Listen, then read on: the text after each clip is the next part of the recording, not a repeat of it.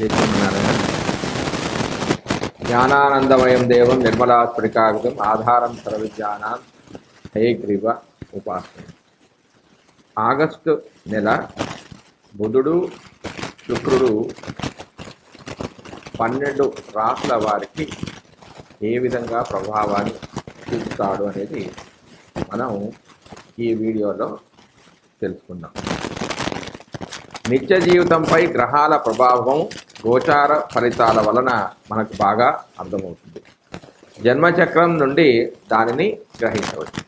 అది మన పూర్వ జన్మ కర్మను ప్రతిబింబజేస్తుంది. బుధుడు అనుకూల గోచారం వల్ల, అంటే గోచారంలో అనుకూలంగా ఉంటే వ్యక్తిలో చురుకుదనం అనేది పెరుగుతుంది. తెలివిగా మాట్లాడమే కాదు, తెలివిగా కార్యాలను కూడా నెరవేర్చగలుగుతాడు. అన్నీ శుభసూచకంగానే ఉంటాయి. బుధుడు అనుకూలంగా లేకపోతే నరాల బలహీనత ఏర్పరిచి సమస్యల బారిన పడవేస్తాడు. అనుకూల బుధుడు మనను తారాస్థాయికి తీసుకుని వెళ్ళగలడు, అన్నిటా విజయాలను చేకూర్చగలడు. శుక్రుడు యొక్క అనుకూల ప్రభావం ఎక్కువగా ఉంటుంది. అతని చలనం వలన మనుషుల అనుభూతులు, ఆలోచనలు బయటపడతాయి. ఒకవేళ యువకులైతే ప్రేమ వ్యవహారాల జోరుతూ ఉంటారు. యువకులు కాకపోతే విహారయాత్రలకు వెళ్ళి వాటి గురించి డబ్బును ఖర్చు పెడతారు. గోచారిత్యా ప్రతికూలమైన శుక్రుడు కుజ శని రాహుల వలన తక్కువ స్థాయిలో ఫలితాలను ఇస్తాడు. అప్పుడు వ్యక్తులు నిరాశ, నిస్పృహలతో, కుంభకోణాలతోనూ సతమతం అవుతూ ఉంటారు. జై శ్రీమన్నారాయణ. జ్ఞానానందమయం దేవం నిర్మలాస్ఫటికాకృతిం ఆధారం సర్వవిద్యానాం హయగ్రీవం ఉపాస్మే. 12 రాశుల వారికి ఆగస్టు నెలలో బుధుడు శుక్రుడు ఇచ్చే ఫలితాలను మనం తెలుసుకున్నాం. నిత్య జీవితంలో గ్రహాల ప్రభావం గోచార ఫలితాల వలన మనకు బాగా అర్థమవుతుంది. జన్మచక్రం నుంచి దానిని మనం గ్రహించవచ్చు. అది మన పూర్వజన్మ కర్మను తెలుపుతుంది. గోచారంలో బుధుడు అనుకూలంగా ఉంటే వ్యక్తి యొక్క చురుకుదనం అనేది పెరుగుతుంది. తెలివిగా మాట్లాడమే కాకుండా తెలివిగా పనులను కూడా నెరవేర్చగలుగుతాడు. అన్నీ శుభసూచకంగా ఉంటాయి. బుధుడు అనుకూలంగా లేకపోతే నరాల బలహీనత ఏర్పడి సమస్యల బారిన పడతాడు. బుధుడు అనుకూలంగా ఉంటే మనను ఒక తారాస్థాయికి తీసుకెళ్తాడు, ఒక రేంజ్కి తీసుకెళ్తాడు. అన్నిటా విజయాలను చేకూరుస్తాడు. ఆ విధంగానే శుక్రుడు యొక్క ప్రభావం వ్యక్తి మీద చాలా ఎక్కువగా ఉంటుంది. అతని చలనం వల్ల మనుషులలో అనుభూతులు, ఆలోచనలు అనేవి బయటపడతాయి. ఒకవేళ యువకులైతే ప్రేమ వ్యవహారాల జోరుతూ ఉంటారు. యువకులు కాకపోతే యాత్రలకు, విహారయాత్రకు వెళ్ళి అక్కడ డబ్బులు ఖర్చు పెడుతుంటారు. గోచారిత్యా శుక్రుడు అనుకూలంగా లేకపోతే కుజ శని రాహుల వలన తక్కువ స్థాయిలో ఫలితాన్ని ఇస్తాడు. అప్పుడు వ్యక్తులు నిరాశ, నిస్పృహలతో ఉంటారు. కుంభకోణాలతోనూ సతమతమవుతూ ఉంటారు. ఇక మనము 12 రాశుల వారికి వారి ఫలితాల గురించి వస్తే, మేషరాశి వారికి బుధుడు పంచమ భావంలో సంచరించడం వల్ల అనారోగ్యము, ఉష్ణబాధలు, కలహము మరియు భార్యాపుత్రులతో భిన్నాభిప్రాయాలు, వాతపిత్తాది వ్యాధులు, శ్రమ, అపకీర్తి,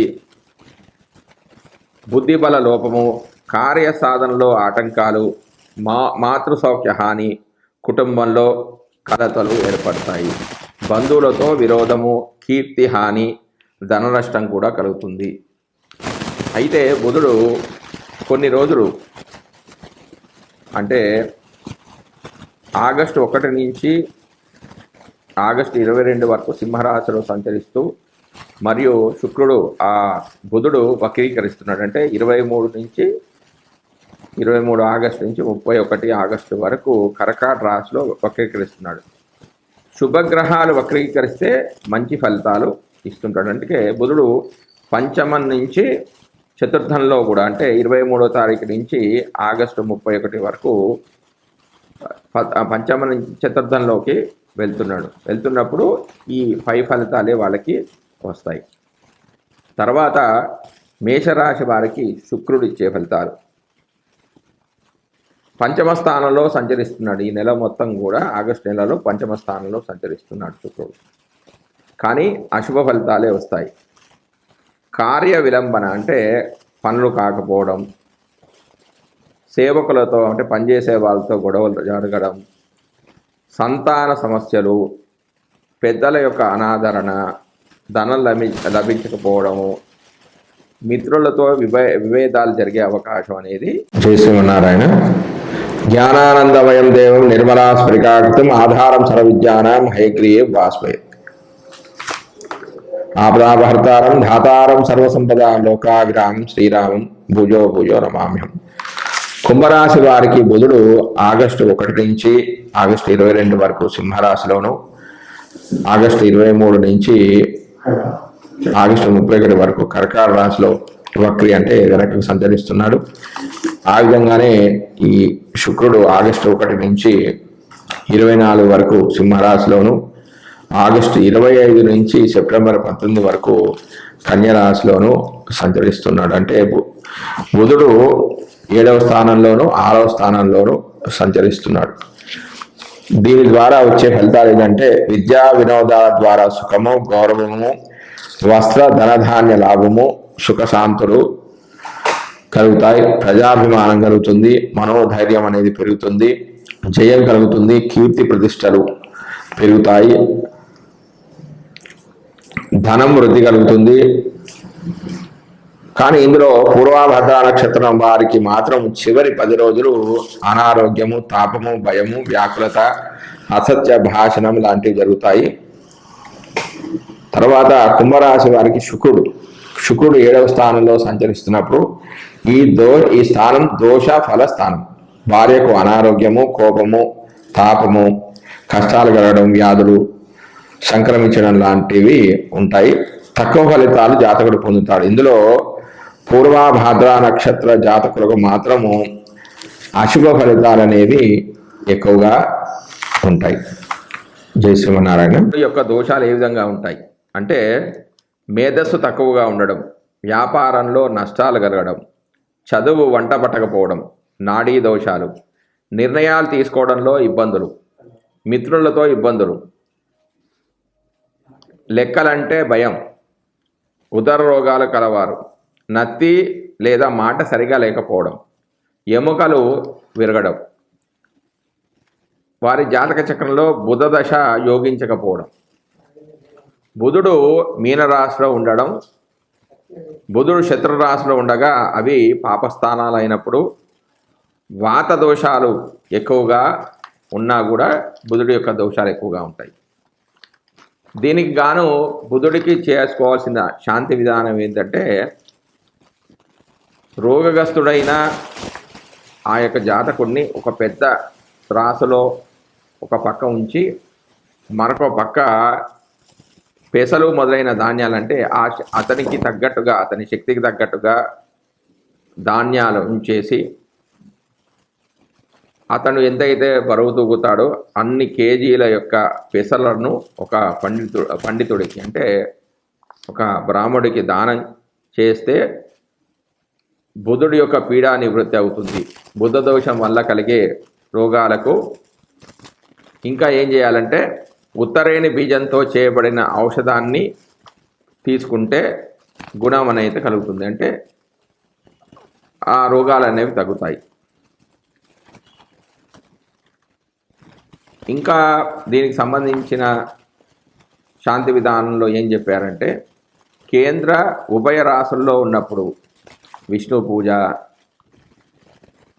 కేంద్రాల్లో ఉంటే వాళ్ళ జాతకంలో 1, 4, 7, 10 స్థానాల్లో ఉన్న ఉభయ రాశుల్లో ఉన్న అంటే బుధుడు మిథునము, కన్యా, ధనస్సు, మీనరాశిలో ఉన్నప్పుడు విష్ణువుని పూజించుకోవాలి. స్థిర రాశిలో మొదటి 2 దెక్కాన్నాల్లో ఉంటే, స్థిర రాశులు అంటే వృషభము, కర్కాటకము, కన్యా, వృశ్చికము, కుంభం, ఈ విధంగా ఈ రాశులలో ఉంటే కృష్ణుడికి పూజ చేసుకోవాలి. స్థిర రాశిలోని 3వ దేకానంలో ఉంటే 20 నుంచి 30 డిగ్రీల మధ్యలో స్థిర రాశులు అంటే వృషభము,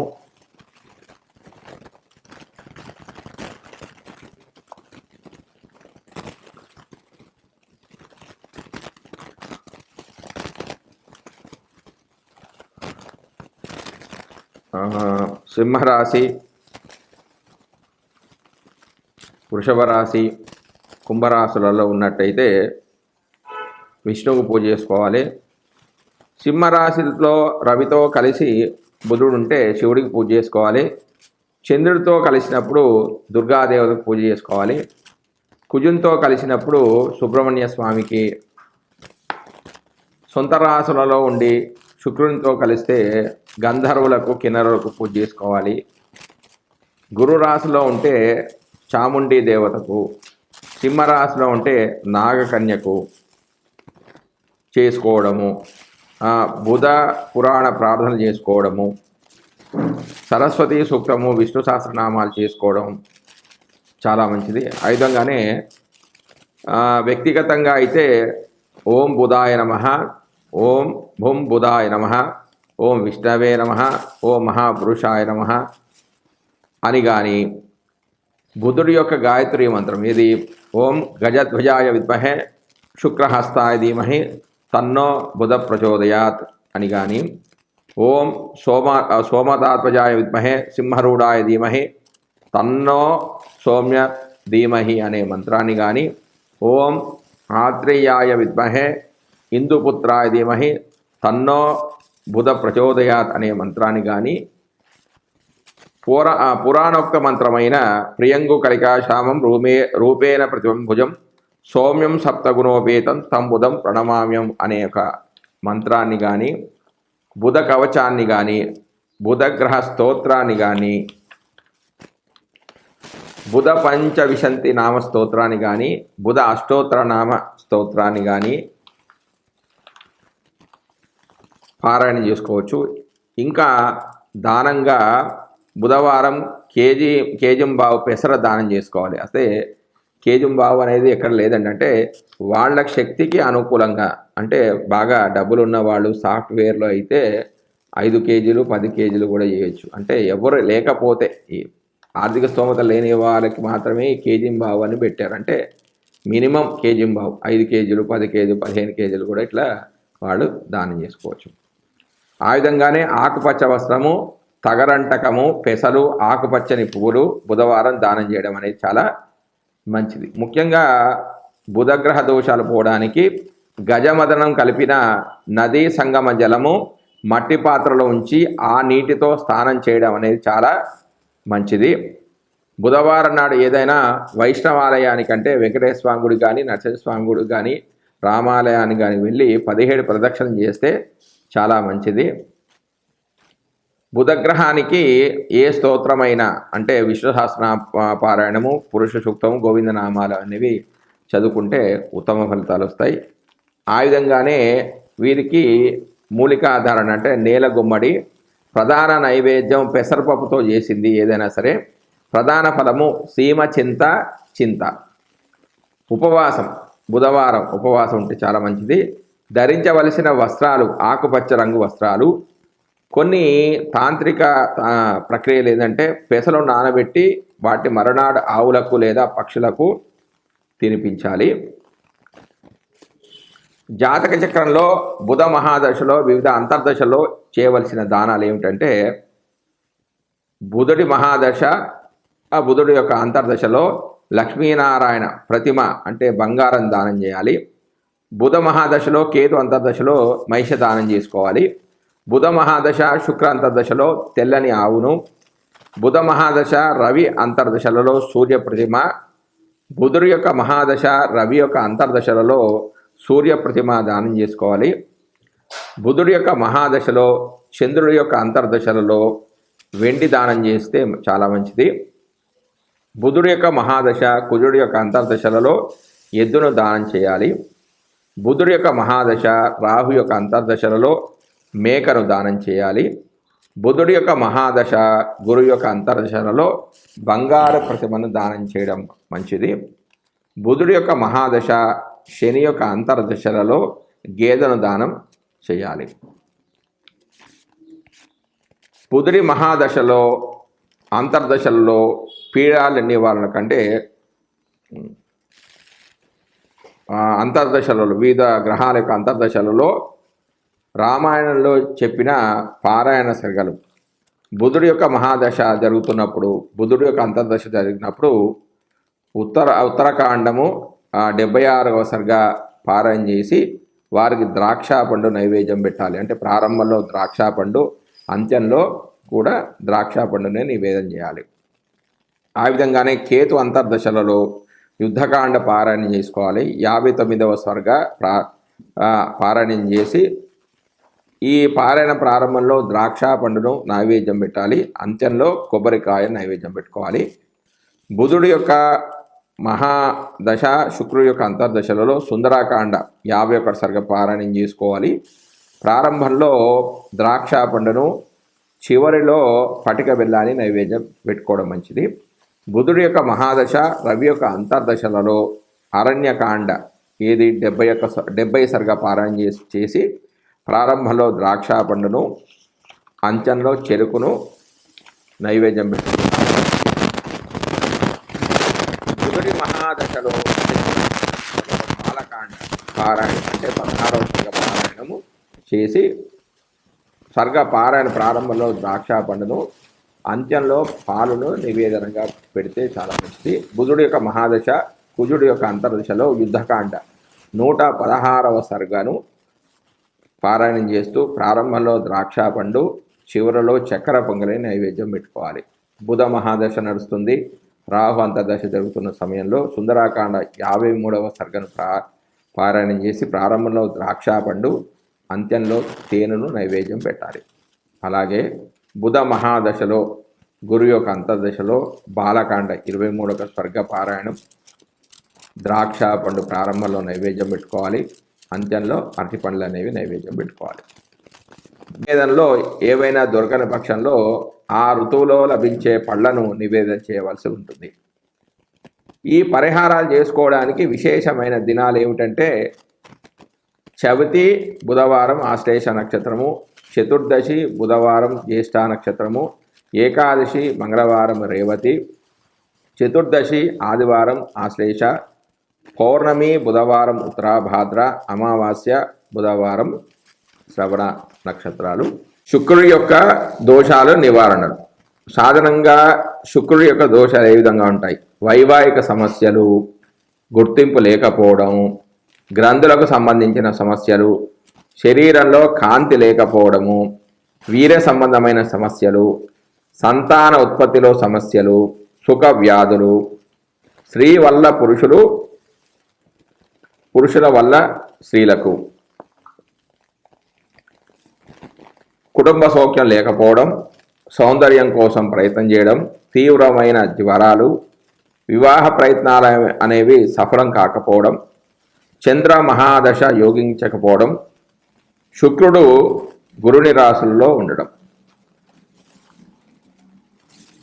దీనికి శుక్రశాంతి విధానం ఏం చెప్తుందంటే, ఉత్తమ వర్ణానికి చెందిన ఇంటిలోని కన్య ప్రథమ పుష్పవతి అయినప్పుడు ఆమెకు వస్త్ర అలంకరాది భోజనాది ఉత్సవాలను ధన సహాయం చేయడం, ఆవులకు పచ్చి కసుపుచ్చుట అంటే గడ్డి వేయడం, గీత వాయిద్యాలతో హరినామ భజన చేయడం, బ్రాహ్మణ భోజనము మొదలైన కార్యక్రమాల వల్ల శుక్రప్రీతి కలిగి సర్వ దుఃఖ నాశనమవుతుంది. ఇలా చేస్తే శుక్రపీడ నివృత్తి అగునని మయుని చేత సాక్షాత్తు చెప్పబడింది. శుక్రదోష నివారణార్థము ఆరాధించవలసిన దేవతలు: అన్నపూర్ణ, లక్ష్మి, యక్ష్మి, శివభూతులు, యక్షరాక్షసులు,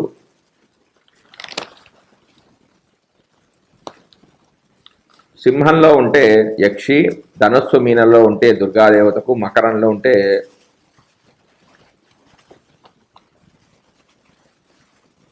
వెంకటేశ్వర స్వామికి, కుంభంలో ఉంటే విష్ణుమూర్తికి పూజ చేసుకోవాలి. మరికొన్ని వివరాలు: వ్యక్తిగతంగా చేసుకోవలసిన మంత్రాదులు ఏమిటంటే ఓం శుం శుక్రాయ నమః, ఓం హ్రీం శ్రీం శుక్రాయ నమః, ఓం శుం శుక్రాయ నమః, ఓం ద్రాం ద్రీం ద్రౌంస శుక్రాయ నమః అనే మంత్రాలు.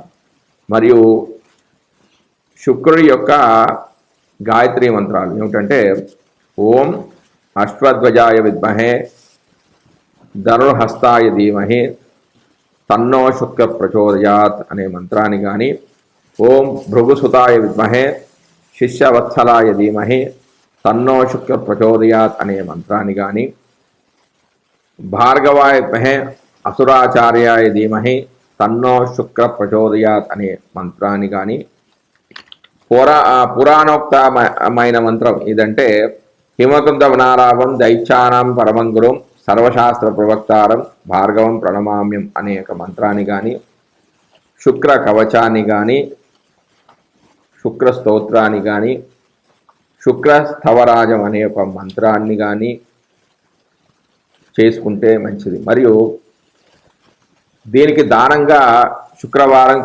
కేజీంబావు బొబ్బర్లు దానం చేసుకోవాలంటే మినిమం కేజీంబావు అండి. వారి ఆర్థిక స్తోమతను బట్టి 5 కేజీలు కానీ 10 కేజీలు కానీ 15 కేజీలు కానీ దానం చేస్తే తప్పేం లేదు. బొబ్బర్లు, శ్వేత వస్త్రము, మెరుపు గల వస్త్రాలు అంటే పట్టు వస్త్రాలు శుక్రవారం దానం చేయడం. దీనికి గ్రహస్థానం గోరోచనం, గజవదనం, శతపుష్పం నీటితో కూడిన రజత పాత్రలో వేసి ఆ నీటితో స్నానం చేయాలి. ఆలయ ప్రదక్షిణ శుక్రవారం నాడు ఏదైనా దేవీ మందిరానికి వెళ్ళి 20 ప్రదక్షిణలు చేయాలి. చదువుకోవలసిన ఇతర స్తోత్రాలు: శుక్రగ్రహానికి సంబంధించిన స్తోత్రాలు, అష్టోత్తరాలు, కవచాలు, కనకధారాస్తవము, లక్ష్మీ సహస్రనామము, లక్ష్మీదేవికి సంబంధించిన ఏ స్తోత్రానైనా పారాయణం చేసుకోవచ్చు. మూలికాధారణం వెంపలి అనే మూలికను ధరించాలంట. ప్రధాన నైవేద్యము పొంగలి, పాయసము. ప్రధాన ఫలం ఏంటంటే అరటిపండు నైవేద్యం పెట్టుకోవాలి. ఉపవాసం అంటే శుక్రవారం నాడు ఉపవాసం ఉంటే చాలా మంచిది. ధరించవలసిన వస్త్రాలు గట్టి తెల్లని వస్త్రాలు అంటే మెరిసేవి పట్టు వస్త్రాలు కూడా ధరించవచ్చు. కొన్ని తాంత్రిక ప్రక్రియలు ఏంటంటే మంచి ఆహారము ఆవుకు తినిపించాలి. మేడి ఆకులో నెయ్యి అన్నం ఉంచి పసుపు కుంకుమ వేసి దాని చుట్టూ 3 ప్రదక్షిణ చేసి దిష్టి తీసుకొని ఆగ్నేయ వైపు స్థానంలో పెట్టి రావాలి. ఇలా 41 రోజులు చేయాలి. శుక్రదశలోని అంతర్దశలలో చేయవలసిన పరిహారాలు: శుక్ర మహాదశ, శుక్ర అంతర్దశలలో మహాలక్ష్మి పూజ చేసి ఎర్రని ఆవును దానం చేయాలి. శుక్ర మహాదశ, రవి అంతర్దశలలో సూర్య నమస్కారాలు చేయాలి. ఛాగదానం చేయాలి అంటే మేకను దానం చేయాలి. శుక్ర మహాదశ, చంద్ర అంతర్దశలలో గౌరీ పూజ, లేడిని దానం చేయడం. శుక్ర మహాదశ, కుజ అంతర్దశలో సుబ్రహ్మణ్య స్వామి పూజ చేసుకోవడం, ఎద్దును దానం చేయడం. శుక్ర మహాదశ, రాహు అంతర్దశలో దుర్గా జపం చేయడం, గుమ్మడి పండును దానం చేయడం. శుక్ర మహాదశలలో గురువు యొక్క అంతర్దశలో నమక పారాయణం చేయడం, అలాగే గుమ్మడి పండును దానం చేయడం. శుక్ర మహాదశ, శని అంతర్దశలో ఈశ్వరుని యొక్క ఆరాధన, మహిషం అంటే ఒక ఎద్దును కానీ దున్నపోతును కానీ దానం చేయడం. శుక్ర మహాదశ బుధ అంతర్దశలో విష్ణు పూజ చేసుకోవడం, లక్ష్మీనారాయణ ప్రతిమను దానం చేయడం, శుక్ర మహాదశ కేతు అంతర్దశలలో లక్ష్మీ గణపతి పూజ చేయడం, దుర్గా ప్రతిమను దానం చేయాలి. ఇంకా శుక్ర మహాదశలో అంతర్దశలలో గ్రహాల పీడా నివారణకు చెప్పబడిన శ్రీమద్ రామాయణంలోని పారాయణ సర్గలు ఈ విధంగా ఉంటాయి. రామాయణంలో కొన్ని సర్గల పారాయణ చేయడం ద్వారా కూడా శుక్రదోష నివృత్తి అనేది కలుగుతుంది. శుక్రుడి మహాదశ, శుక్రుడి అంతర్దశలలో సుందరాకాండ పారాయణం, 36వ సర్గ, పటిక బెల్లం, ప్రారంభంలోనూ కూడా అంత్యంలోనూ పటిక బెల్లాన్ని నైవేద్యం పెట్టుకోవాలి. శుక్ర మహాదశ, రవి అంతర్దశలలో ఉత్తరాకాండ పారాయణం, 67వ సర్గ పారాయణం చేయాలి. పటిక బెల్లం ప్రారంభంలో, నేరేడు పండ్లు చివరలో నైవేద్యంగా పెట్టుకోవాలి. శుక్ర మహాదశ, చంద్ర అంతర్దశలలో బాలకాండ అంటే 87వ సర్గ నుంచి 90వ సర్గ వరకు పారాయణం చేసుకొని ప్రారంభంలో పటిక బెల్లాన్ని నైవేద్యం పెట్టుకొని చివరలో ద్రాక్ష పళ్ళని నైవేద్యం పెట్టుకోవాలి. శుక్ర మహాదశలో పూజ అంతర్దశలో 100 సుందరాకాండ పారాయణం చేసుకోవాలి. పటిక బెల్లాన్ని ప్రారంభంలో నైవేద్యం పెట్టుకోవాలి. తర్వాత చివరిలో కొబ్బరికాయ నైవేద్యం పెట్టుకోవాలి. శుక్ర మహాదశలో రాహు అంతర్దశలో బాలకాండ 4వ సర్గ పారాయణ చేసుకోవాలి. పటిక బెల్లం నైవేద్యం పెట్టుకోవాలి. చివరిలో కూడా పటిక బెల్లాన్ని నైవేద్యంగా పెట్టుకోవాలి. శుక్ర మహాదశ గురువు అంతర్దశల్లో కిష్కిందాకాండ 14వ సర్గ పారాయణం, మొదట్లో పటిక బెల్లము, చివరిలో చెరుకు అనేది నైవేద్యం పెట్టుకోవాలి. శుక్ర మహాదశ శని అంతర్దశల్లో కిష్కిందాకాండ 102వ సర్గ పారాయణం, ప్రథమంలో పటిక బెల్లం, చివరిలో పాలు నైవేద్యం పెట్టుకోవాలి. శుక్ర మహాదశ ప్రారంభ, శుక్ర మహాదశ బుధ అంతర్దశలో బాలకాండ 6వ సర్గ 8వ సర్గ పారాయణ చేసుకుని, అంటే 6 నుంచి 8వ సర్గ వరకు పారాయణ చేసుకొని పటిక బెల్లాన్ని నైవేద్యం పెట్టుకొని మొదలు ప్రారంభంలో, చివరిలో చక్కెర పొంగల్ నైవేద్యం పెట్టుకోవాలి. శుక్ర మహాదశ కేతు అంతర్దశలలో అరణ్యకాండ 19వ సర్గ నుంచి 22వ సర్గ వరకు పారాయణ చేసుకొని మొదట్లో పటిక బెల్లం నైవేద్యం, చివరిలో తేనె అనేది నైవేద్యం పెట్టుకోవాలి. శుక్ర మహాదశ మొత్తానికి బాలకాండ 73వ సర్గ పారాయణ చేసి పటిక బెల్లం నివేదన చేయడం చాలా మంచిది. ఈ పరిహారాలకు విశేషమైన రోజులు ఏమిటంటే ఏకాదశి శుక్రవారం రోహిణీ నక్షత్రమై, ఏకాదశి శుక్రవారం ఆరుద్ర నక్షత్రమై, ఏకాదశి శుక్రవారం పుష్యమి నక్షత్రమైనప్పుడు, ఏకాదశి శుక్రవారం మఖా నక్షత్రమైనప్పుడు, ఏకాదశి శుక్రవారం అనురాధ నక్షత్రమైనప్పుడు, ఏకాదశి శుక్రవారం జ్యేష్ఠ నక్షత్రంలో కానీ, ఏకాదశి శుక్రవారం పూర్వాషాఢ నక్షత్రంలో కానీ, పౌర్ణమి శుక్రవారం శతభిష నక్షత్రంలో కానీ ఇవి చేస్తే విశేషమైన ఫలితాలు అనేవి వస్తాయి. జై శ్రీమన్నారాయణ. నమస్కారం.